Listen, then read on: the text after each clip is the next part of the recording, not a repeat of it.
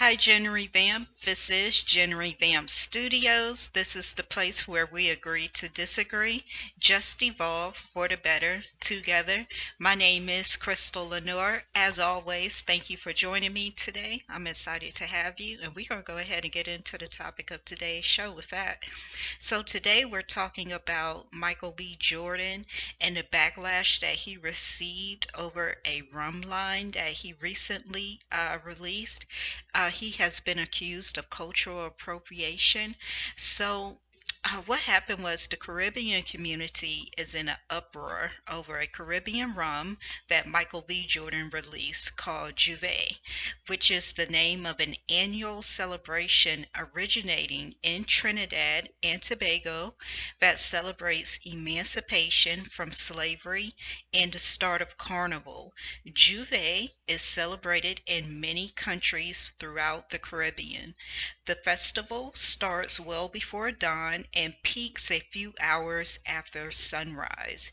Juve, the Antillean Creole French term, means dawn or daybreak. Now, in addition to cultural appropriation, the Caribbean community is upset because Michael B. Jordan is the face of the company and he has no Caribbean ties. They're also upset about a application for a trademark that was filed with the United States Patent and Trademark Office, which states that Juve has no foreign meaning. They were really upset about that. So now I'm going to talk to you about two things that really stuck out about this entire situation. But I want to before I do that, I want to acknowledge the Caribbean community by saying that I definitely understand why they feel the way they feel. This is the equivalent to when Black Brits come to the US and they accept acting roles portraying Black American leaders past and present. And the issue isn't really so much that they're accepting the role, the issue is that they oftentimes do not pay homage to Black Americans or our culture, and in some extreme instances, they may even slight our culture or degrade it. And that's offensive, right? And we take it just that way. Like we're normally offended when it happens because it's very disrespectful. So I definitely understand how the Caribbean community feels. Overall, in the diaspora, I feel that there is a mutual feeling of exploitation that we have all um, felt at some time or another. So it makes us very protective of our individual cultures. So I definitely understand why the Caribbean community feels the way they do about the situation. Now I'm going to talk to you about two things which stuck out to me about this entire situation. The first being the issue involving the trademark. So a lot of people were really upset about the fact that Juve was listed as not having a foreign meaning on the trademark application, and yeah, that really had like a lot of people upset, that particular point there. So but I remember when I first heard that aspect of the story, I honestly did not feel like that was anything malicious on Michael B. Jordan's behalf, and I'm going to tell you why.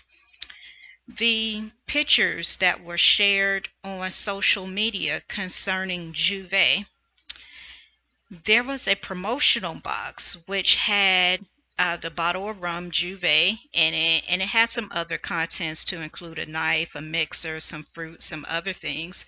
But on the inside of this box, which was open, there was a description engraved into the box, and it was a description in telling what Juve is, and it gave a nod to Trinidad, and it gave, went on to give like a brief description of what Juve is.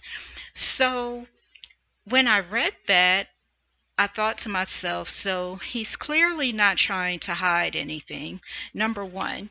He obviously knows what Juve is, what it stands for, and he knows that it has historical roots in the Caribbeans and Trinidad. So so he's not trying to hide that.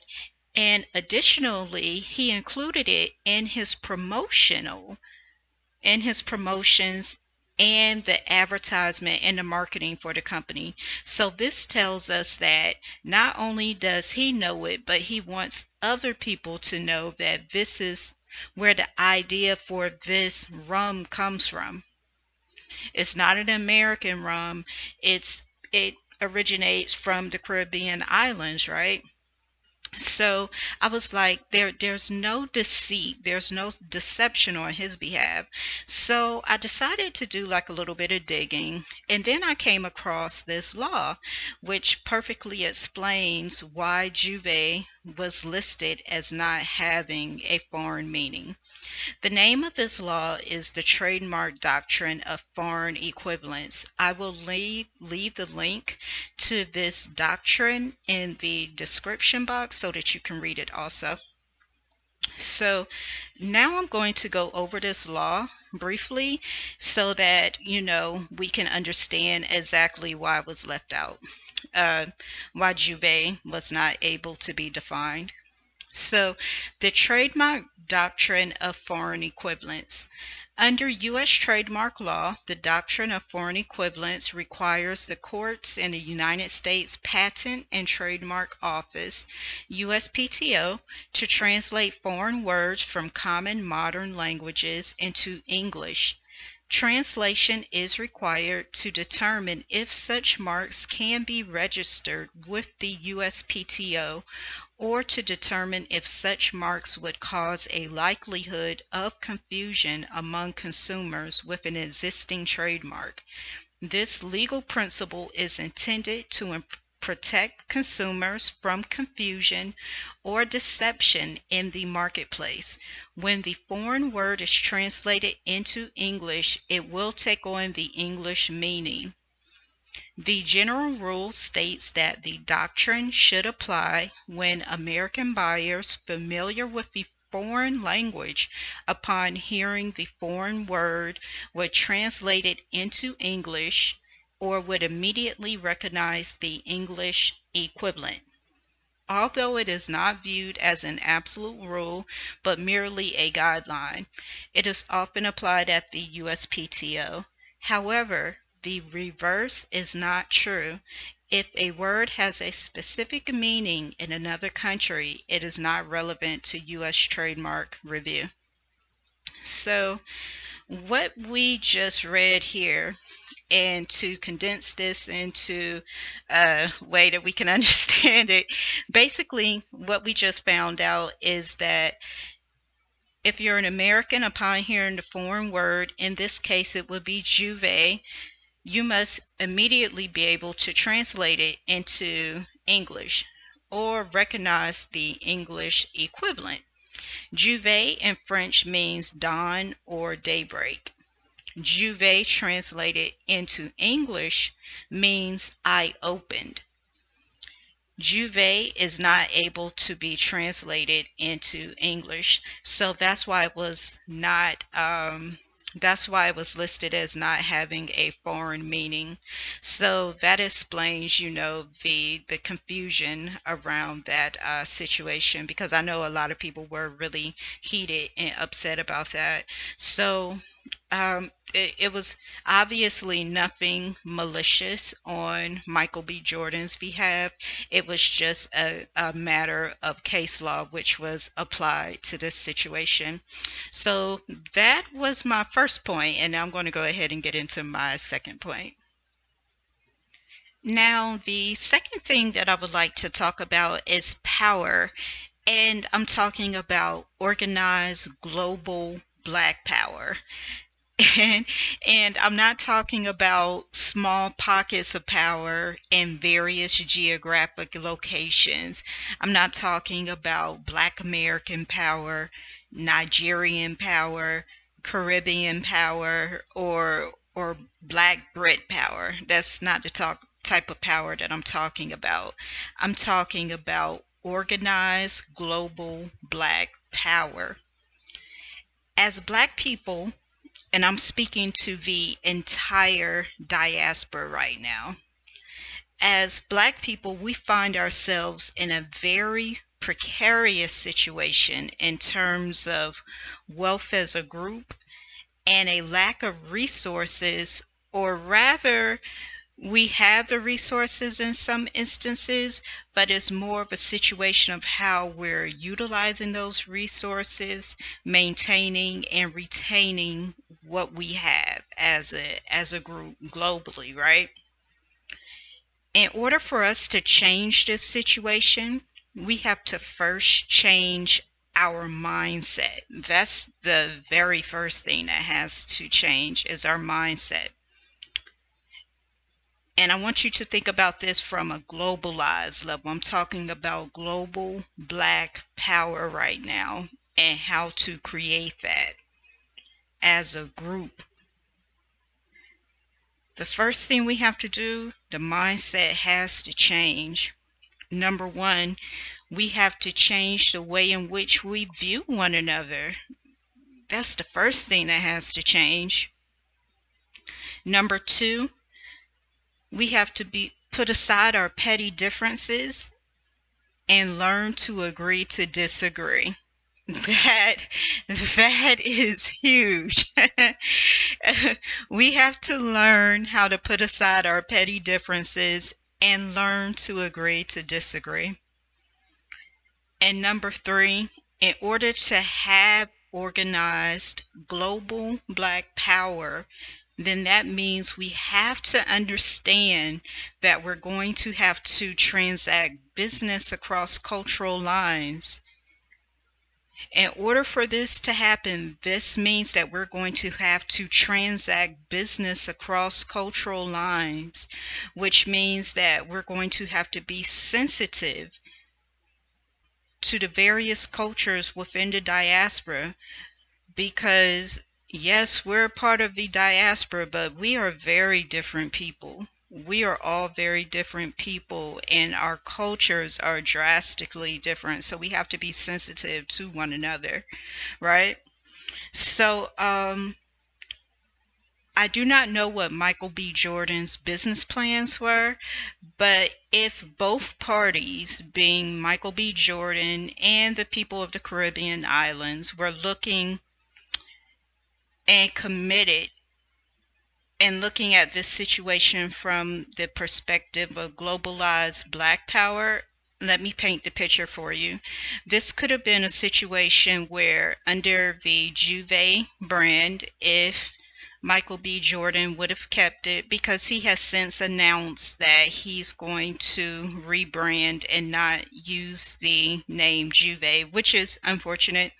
But let's say that he would have kept this brand, right? He could have created wealth for himself under the Juve brand, and also extended resources to the people of the Caribbean islands, right? Because every great company has goodwill, global, and community investments. All great companies do this. We see this with Nike.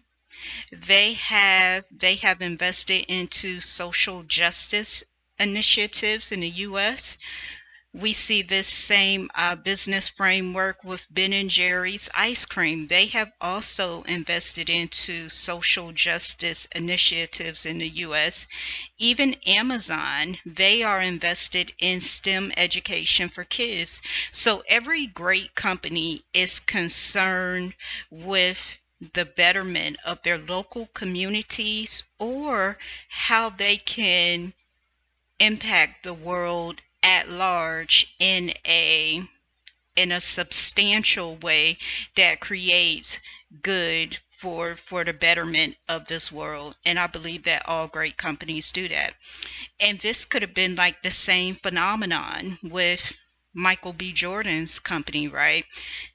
Especially since the people of the Caribbean islands, they are a part of the diaspora. So this would have been a perfect time for this to be an illustration to other people within the diaspora of what this looks like when we come together and help out, when we come together and help one another in business initiatives. And let me break this down a little bit further. So investing in people in the Caribbean islands could have looked like business development initiatives.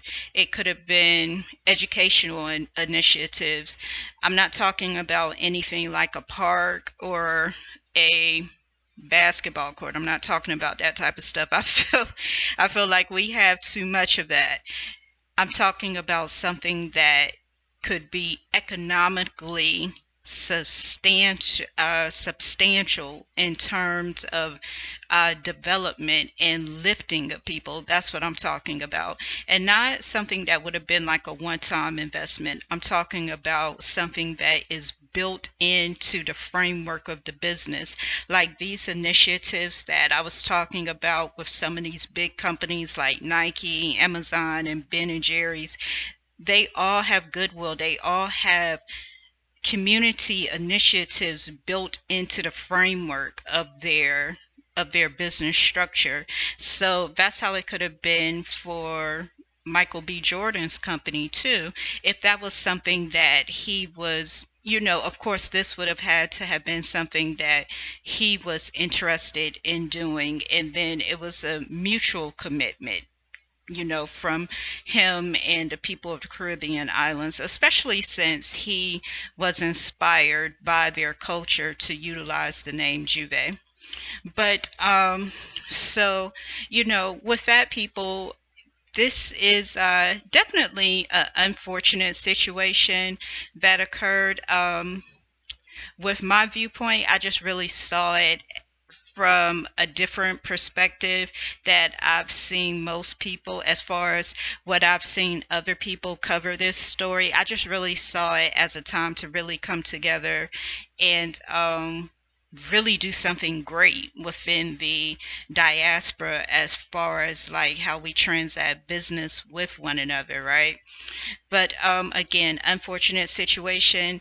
But I do believe that going forward, both parties are going to, everyone's essentially going to be fine. Michael B. Jordan, he's still going to go forth with his rum venture, and I wish him all the luck. And again, I definitely understand why the Caribbean community was hurt by the whole situation. But with that, guys, just be culturally sensitive to people. We are all different. Yes, we are part of the diaspora, but we are all different. So with that, this is Jen Revamp Studios. This is the place where we agree to disagree, just evolve for the better together. Get in the comment section. Let me know what you thought about my commentary today. I'm always interested in hearing what people have to say. So like, comment, and subscribe, and I will see you in the next video.